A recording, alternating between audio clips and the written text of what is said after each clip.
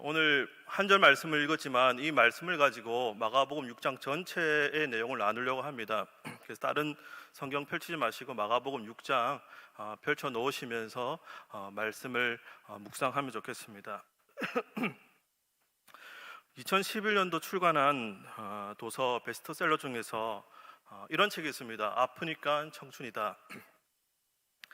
누가 썼냐면 서울대 교수 김난도 씨가 썼는데 그는 트렌드 분석과 대중심리에 정평이 나와 있는 인기 교수입니다.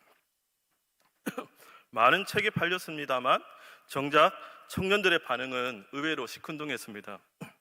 책 제목이 마음에 안 든다는 겁니다. 아프면 청춘이다. 정작 청춘들은 아프면 병원 가야지 무슨 청춘 타령이야 그러고요. 그럼 뭐 청춘은 아파도 된다는 거야? 그렇게 볼멘 소리를 합니다. 청춘의 아픔마저도 상업주의의 재료로 쓰이는 건가? 그렇게 비판합니다. 오늘날 젊은이들, 소위 MZ 세대들은 이처럼 마음이 많이 지쳐 있습니다. 요즘 그들이 흔히 하는 이야기가 있습니다. 어른들, 저희들 보고 제발 힘내라고 말 좀 하지 마세요. 안 그래도 힘든데 힘내라고 하시면 힘이 더 많이 들어가요. 그렇게 이야기합니다. 그 말이 이해가 가는 것이 한국 사람들 너무 피곤하게 산다. 그거 청년들만의 고민입니까? 우리가 초경쟁 사회에서 다들 지쳐있지 않습니까? 성적 경쟁, 입시 경쟁, 취업 경쟁, 승진 경쟁, 또 창업 경쟁, 너도 나도 다 박사. 취업해도 자격증 따기 위한 시험의 연속, 코딩 배우러 다니고 영어 배우러 다니고 기사 자격증 따야 되고 인생 자체가 끝없는 시험의 연속입니다. 그래서 한결같이 하는 말이 야, 나 좀 내버려둬. 나 좀 숨 좀 쉬고 싶다. 그래서 이런 게 유행한다고 하네요. 직장을 일찍 사직하고 제주도 한 달 살기 그런 거. 지난해 서점가 베스트셀러 중에서 이런 책 제목도 있더라고요. 오늘은 이만 좀 쉴게요. 오늘은 이만 좀 쉴게요. 그래서 오늘 우리 함께 이 쉼에 대해서 생각을 해보려고 합니다. 무엇이 건강한 쉼일까? 성경에서 말씀하시는 쉼이란 과연 어떤 것일까? 오늘 말씀의 제목도 새우잠이라도 좋다. 새우잠이라도 좋다. 새우잠의 뜻을 국어사전에서 찾아보니 새우처럼 등을 구부리고 자는 잠, 주로 모로 누워서 불편하게 자는 잠을 의미한다. 여러분, 얼마나 피곤하면 도무지 잠을 청할 수 없는 시멘트 바닥이나 좁은 창고, 어디 구석진 곳 마다하지 않고 열악한 환경 속에서 새우잠 자는 것이죠. 하지만 여러분, 새우잠에도 효과가 있습니다. 15분 자고 일어났는데 정신이 또렷할 때가 있습니다. 오히려 너무 길게 자버리면 생체 리듬이 바뀌어서 더 피곤한 반면에 10분, 15분 정도의 잠은 리프레시의 효과가 있는 것 같습니다. 눈꺼풀이 무겁다가도 10분 정도 의자에서 잠을 청하면 눈만 붙이고 일어났는데 어느새 머리가 개운해지고 맑아질 때가 있습니다. 업무의 능률도 더 오르더라는 것입니다. 그래서 스페인, 이태리, 그리스 지중해 문화권에서는 이 낮잠 시간을 사회 전체가 공공연하게 인정하면서 그 시간을 시에스타라고 부르죠. 그 짧은 낮잠은 원기를 회복하고 지적 정서적 능력을 향상시키는 데 효과가 있음을 과학적 연구로도 입증이 되었습니다. 그래서 낮잠은 더 이상 게으른 이의 그런 잠이 아니라 부지런한 이들이 재충전을 위해서 가지는 시간일 수도 있겠습니다. 새 일을 하기 위해서. 오늘 우리가 읽은 본문에서도 새우잠을 발견합니다. 때는 제자들이 며칠 동안 부지런히 일하고 돌아왔을 때입니다. 예수님께서 이제 많은 것들을 가르친 다음에 제자들에게 능력을 주시거든요. 어떤 능력 주십니까? 귀신을 내어쫓는 능력 주시고 병든 자를 치유하는 능력을 주시고 마을과 고을과 두루 2인 1조로 보내십니다. 며칠 동안 그들이 해보니까 되는 거거든요. 너무 신났습니다. 어라, 예수님이 하는 일을 우리가 하니까 되네? 명하니까 귀신이 떠나가고 손은 얹으니까 병자가 나으네? 그러면서 몇 날 며칠을 돌아다니다가 이제 그 일들을 다 마치고 돌아와서 숨도 고른치 않은 채로 예수님께 그 성과를 보고합니다. 30절 말씀에 나오는 거죠. 사도들이 예수께 모여서 자기들이 행한 것과 가르친 것을 어떻게 합니까? 낱낱이 고하니 빠짐없이 고했습니다. 이 보고를 예수님은 어떻게 받으셨을까요? 참 이상하게도 예수님은 그 보고에 대해서 아무런 평가도 하지 않으십니다. 일 잘했다는 칭찬도, 일 처리가 부족하다는 그런 평가도 하지 않으십니다. 제자들의 보고에 관심이 없으신 예수님께서 어찌 보면 냉정하신 것처럼 보일지도 모르겠습니다. 그러나 사실은 정반대입니다. 예수님의 관심은 제자들의 보고 내용에 있었던 것이 아니라 제자들 자체에 관심이 있으십니다. 지금은 신나서 저렇게 떠들썩하지만 이내 그들이 지치고 불석 고꾸라질 것을 염려하셨던 것입니다. 그러시면서 예수님 하시는 말씀이 31절에 너희는 따로 한적한 곳에 가서 잠깐 쉬어라. 이는 오고 가는 사람이 많아 음식 먹을 겨를도 없음이라. 잠깐 쉬어라 말씀하시는 예수님의 마음이 얼마나 고마운지요. 제자들을 아끼시는 예수님의 마음을 볼 수 있습니다. 너희들이 한 일 그 일도 중요하지만 못지않게 나는 너희가 중요하다. 일만 하다가 탈진하지 않도록 음식 먹을 겨를도 없는 제자들에게 너희는 따로 한적한 곳에 가서 잠깐 쉬거라. 예수님의 인기는 계속 올라가고 다른 CEO라면 야 우리 물 들어올 때 계속 노젓자 할 때지만 예수님은 제자들을 아끼시는 거예요.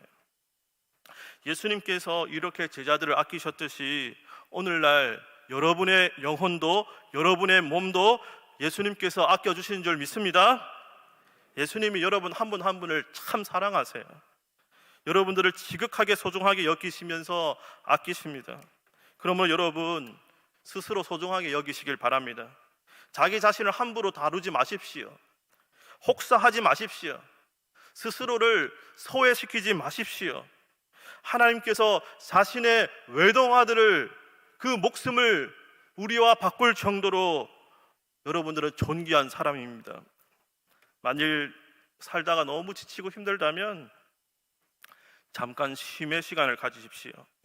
긴 시간을 필요로 하지 않습니다. 잠시라도 자기만의 시간을 가지십시오. 우리가 휴대폰 충전할 때 그 충전은 한두 시간이지만 한두 시간 충전해 놓으면 하루 종일 쓰지 않습니까?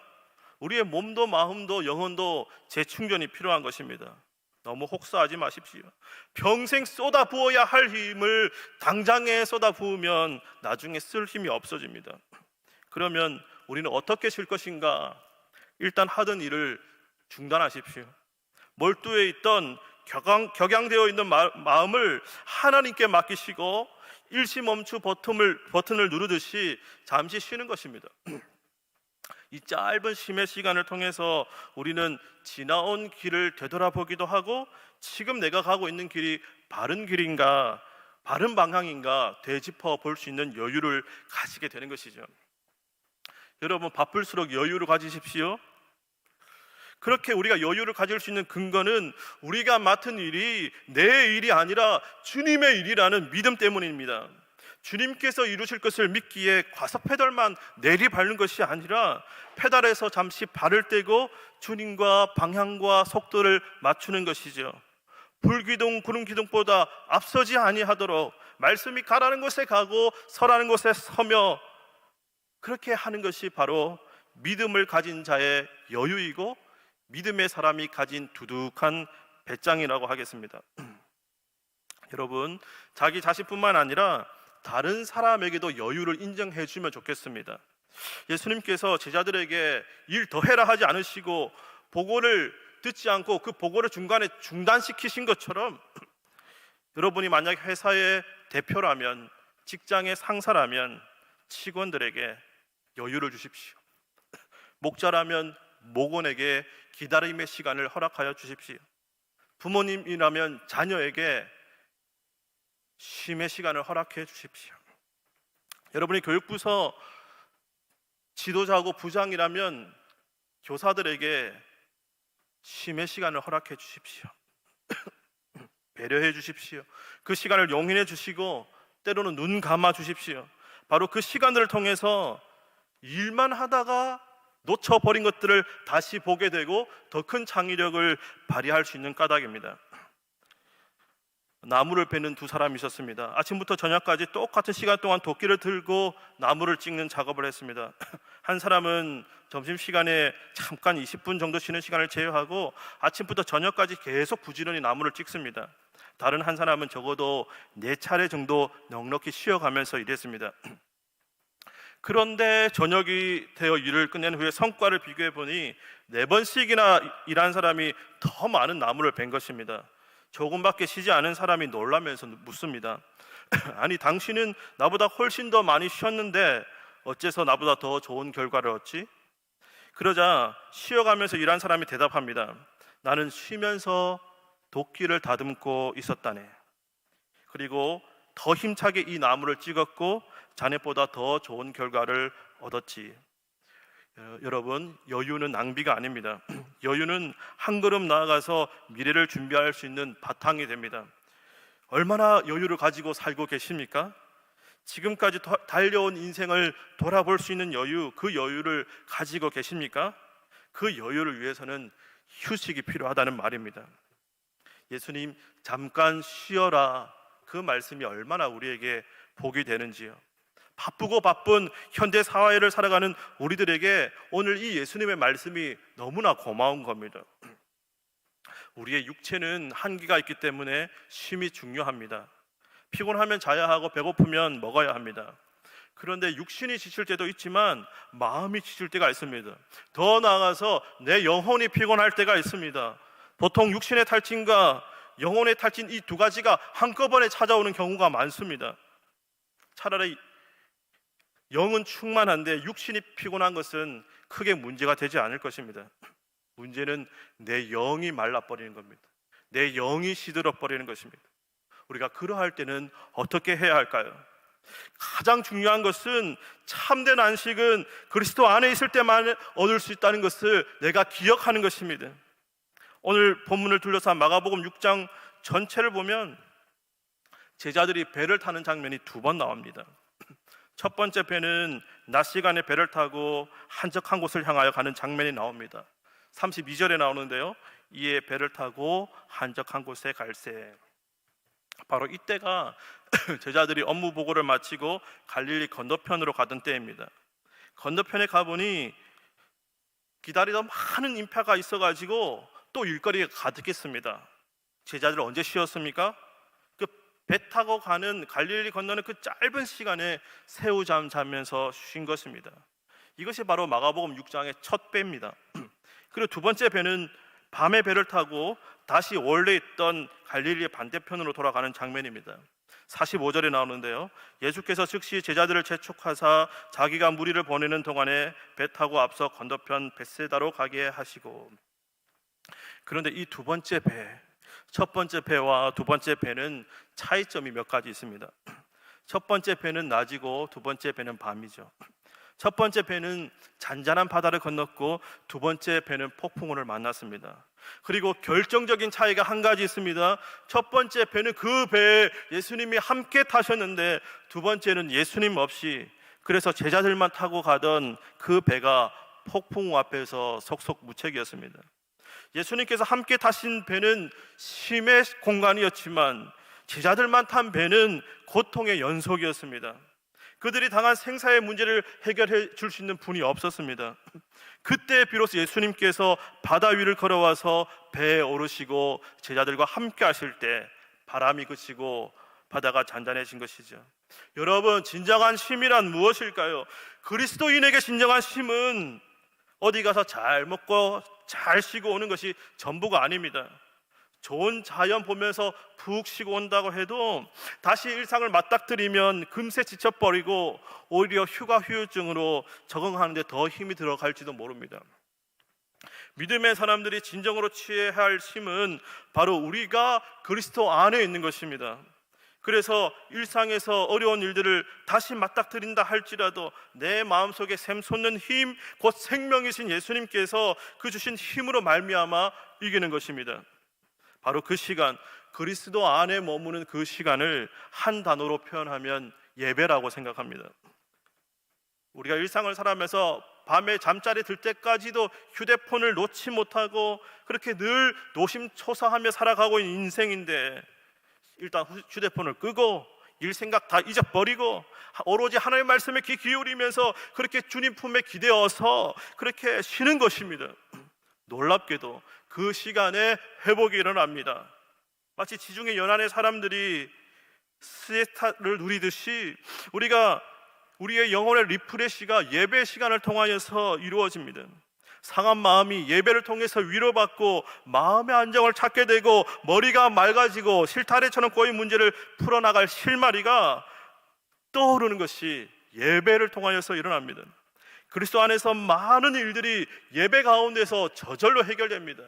우리가 골머리를 앓고 애쓰며 해결하려고 했던 때보다 예배 가운데 오롯이 하나님께 집중할 때 얼마나 놀라운 일들이 일어나고 이를 통해서 우리는 안식을 누리며 쉼과 회복을 얻을 수 있는지요. 성과며 업적이며 효율, 생산, 경쟁, 우상향, 고지론에 사로잡혀 있던 우리가 그 모든 것을 일시 멈춤하고 단지 주님 안에 머물러 있는 것입니다. 주님 안에서 가장 비생산적인 시간을 보내기를 결단하는 것입니다. 놀라운 것은 그 예배가 비생산적인 시간인 줄 알았는데 실은 그리스도 안에 머무르는 일시 멈춤의 시간을 통해서 내가 할 수 있는 역량보다 더 큰 역사를 이루는 은혜가 됨을 믿습니다. 내 힘으로 잠재울 수 없었던 폭풍우가 가라앉는 시간임을 믿습니다. 여러분, 지금 이 시간 무엇을 생각하고 계시나요? 조금 전에 오기 전에 먹었던 된장찌개를 생각하시나요? 또 집에 가서 산더미 같이 쌓여있는 그 일을 고민하시나요? 이 시간 오롯이 주님만을 생각하십시다. 그저 예수님 안에 머물러 계십시오. 이 쉼과 회복의 시간을 우리가 다 함께 누리고 즐겼으면 좋겠습니다. 그러면 한 가지 질문이 있습니다. 그러면 과연 예수님은 어떻게 쉬셨는가? 예수님은 어떻게 쉬셨는가? 예수님도 육신으로 오셨기 때문에 피곤하면 쉬고 주무셔야 하는 육체의 한계를 그대로 안고 계셨습니다. 그런데 오늘 말씀을 보면 예수님 하루 종일 일하시고 그 피곤한 상황 가운데에서도 끝까지 아버지께 거하시려고 몸부림치는 모습을 발견할 수가 있습니다. 45절 보시면 예수께서 즉시 제자들을 재촉하사 자기가 무리를 보내는 동안에 배 타고 앞서 건너편 벳세다로 가게 하시고, 예수님께서 배 타고 건너가셔서 오병이어로 5,000명을 배불리 먹이시고 그 사역을 마치시던 밤이었습니다. 그 밤 예수님 얼마나 피곤하셨겠습니까? 그런데 끝까지 홀로 남아서 무리를 작별하시며 혼자 뒷정리를 하십니다. 그리고 나서 뭐 하십니까? 이어지는 46절에 보면 무리를 작별하신 후에 기도하러 산으로 가시니라. 그 피곤한 몸을 이끌고 또다시 산으로 올라가십니다. 산에서 밤이 맞도록 기도하시는 예수님. 그런데 여러분, 바로 이것이 예수님의 쉼이셨습니다. 오병이어의 기적을 일으키고 나셨을 때 무리들이 우리가 이분을 왕으로 모시자, 그 인기가 막 치솟아 오를 때 그 인기를 취하지 않으시고 홀로 산으로 올라가서 아버지와 더 있기를 원하셨던 것입니다. 예수님의 모든 능력은 아버지 안에 온전히 거하심으로써 나왔습니다. 아버지 안에 거하시던 예수님의 방법은 쉬지 않고 기도하는 것이었습니다. 그렇게 해도 예수님이 탈진하지 않으셨던 이유는 기도가 곧 예수님의 쉼이셨기 때문입니다. 기도 가운데 하나님이 부어주시는 힘과 능력을 충분히 받으셨기 때문입니다. 예수님이 그러하셨다면 우리의 쉼을 예배와 함께 또한 기도의 시간으로 채울 수 있기를 바랍니다. 우리의 영이 피곤하다면, 영이 지쳐있다면 기도의 시간으로 회복할 수 있기를 바랍니다. 교회에서, 직장에서 바쁜 일들을 다 마무리 짓고 난 다음에 그 분주함을 잠시만 내려놓고 나 홀로 주님께 나아가서 더 깊은 기도의 시간을 가질 때 형언할 수 없는 하나님의 사랑이, 하늘의 위로가, 한없는 축복이 임함을 믿습니다. 여러분, 지치거든 기도하십시오. 힘든 일이 있거든 기도하십시오. 내 능력으로 안 되면 기도하십시오. 자식을 키우면서 어찌 울지 않을 수가 있겠습니까? 내가 목자의 일을 감당하면서 어찌 기도하지 않을 수가 있겠습니까? 내 목장 식구들을 둘러싼 영적 전쟁이 하루에도 수없이 일어나는데 그 모든 것 내 힘으로 내 감정으로 감당하려고 하면 도무지 지쳐서 안 됩니다. 기도로 나아가야 하는 것입니다. 우리 오늘 말씀을 통해서 그리스도인에게 쉼이 얼마나 필요하고 중요한지를 나누었습니다. 그리고 그 쉼은 다름 아닌 그리스도 안에서 머무르는 시간임을 나누었습니다. 곧 예배와 기도로 머물러야 함을 나누었습니다. 한마디로 정리해서 말씀드리면 우리의 참된 쉼과 회복은 그리스도와의 관계에 달려 있습니다. 하나님은 우리가 어떤 업적을 이루었는가 보다 우리가 그리스도와 어떤 관계를 맺고 사는가를 더 중요하게 보신다는 말씀입니다. 마가복음 6장 전체를 보면서 예수님과의 관계가 얼마나 중요한지를 우리는 가늠할 수가 있습니다. 마가복음 6장은 여러 사건들을 교차적으로 보여주고 있는데요, 전체를 볼 줄 아는 눈이 없으면 매우 이 본문이 맥락이 없어 보입니다. 제자들이 귀신을 내어 쫓고 그 병을 고치는 일들을 다 하고 나서 그 다음 이어지는 말씀이 뜬금없이 헤롯 왕의 생일 잔치가 나오네요. 제자들이 나가서 많은 업적을 이루고 귀신을 내어 쫓고 신이 나갔고 예수님께 돌아와서 보고를 하려고 하는데 그 사이 시간에 마가복음의 저자는 헤롯 왕의 생일 잔치를 다룹니다. 왜 뜬금없이 헤롯 왕의 생일 잔치가 나올까? 저는 그렇게 생각합니다. 만일 제자들이 귀신 내어 쫓고 병든 자 고치고 그들이 이룬 업적에 몰두해 있었다면, 그것이 너희들의 관심의 전부라면 세상 사람들 헤롯이 하는 일들과 다를 바가 뭐가 있는가? 헤롯이 그 화려한 왕궁에서 자신의 생일 잔치를 즐길 때 그가 유대인들에게 행한 업적을 자랑하고 화려한 왕국을 지은 것 자랑하고 로마로부터 이렇게 권력을 유지하고 있는 것 자랑하면서 자기 과시에 빠졌지요. 아주 고급진 과일을 먹고 고기가 풍부했겠지요. 근데 그 자리는 행복하지 않았습니다. 그 자리에 헤롯 한 명만 기세등등하고 나머지 다 벌벌 떨었습니다. 헤롯 자신의 업적을 자랑하기 위해서 하지 못할 일을 했습니다. 하나님의 사람 세례 요한의 목을 벤 것이죠. 만일 우리의 하는 일들이 내 일 자랑, 내가 무슨 일을 하였는가 그것에만 관심이 있다면 한 사람만 기세등등하고 모두가 불안해하는 세상의 방식, 세상의 프레임과 무엇이 다르겠는가? 헤롯 그 한 사람이라고 해서 그 사람이 행복할까요? 아니요, 헤롯도 불행한 것입니다. 그 헤롯의 생일 잔치를 보여준 다음에 마가복음 6장에 보면 뒤에 천국의 진정한 잔치를 보여주십니다.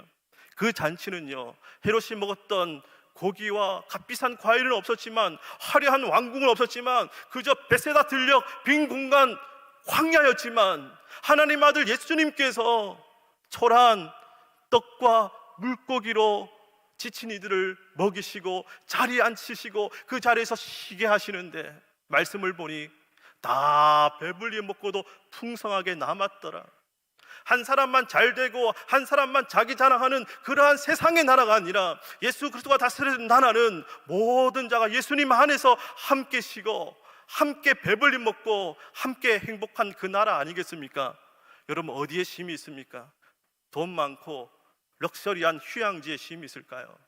성경은 예수님이 함께 계시는 그 공간이 비록 베세다 광야와 같은 허벌판이라 할지라도 진정한 쉼과 회복의 누림이 그곳에 있다고 말씀하십니다. 자, 여러분, 오늘 내 삶 가운데 어떠한 질문을 던져야 하겠습니까?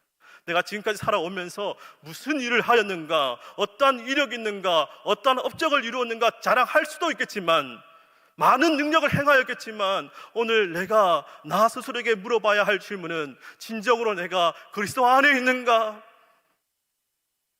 내가 그리스도 안에서 지금도 쉼을 누리고 있는가? 그 모든 능력이 쉼 가운데, 기도와 예배 가운데 흘러나오고, 내가 그리스도 안에 있을 때만이 나 혼자 잘 되는 것이 아니라 나와 함께 하나님 나라를 이루어가는 모든 일들이 다 함께 배불리 먹고 함께 잔치할 수 있는 진정한 천국 잔치가 되지 않겠습니까? 오늘 우리 교회가, 우리의 예배와 목장 모임이 헤롯 생일 잔치가 아니라 천국 잔치가 되기를 원합니다. 그렇게 하기 위해서 가장 먼저 내가 결단하고 실천할 수 있는 일이 있는데, 바로 예수님 안에 머무르기를 결단하는 것이죠. 이것이 쉬워 보이나 실상은 그렇지 않습니다. 제자들도 자기가 하던 일에 그 몰두가 되어서 그 일에 빠져 있을 때 예수님께서 그 관심을 중단시키시고 그 일을 하기에 앞서서 정말 너희들이 내 안에 머물러 있는가를 점검하게 하신 것처럼 지금 교회 봉사하며 직장에 이르며 해결해야 할 산더미 같은 일들이 이 시간 내 머릿속에서 움직이고 나를 추적하여 올 때 그것 내려놓고 일시멈춤하고 내가 정말로 그리스도 안에 있는가, 나와 그리스도와 무슨 관계에 있는가, 그것 하나에 집중하시길 바랍니다. 오늘 이 기도의 시간을 통하여서 예수님 마음속으로 들어가는 우리 모두가 되시기를 바랍니다. 그리하여서 힘과 회복이 우리 가운데 충만하기를 축복합니다. 이 시간 함께 이러한 제목들로 기도하십시다.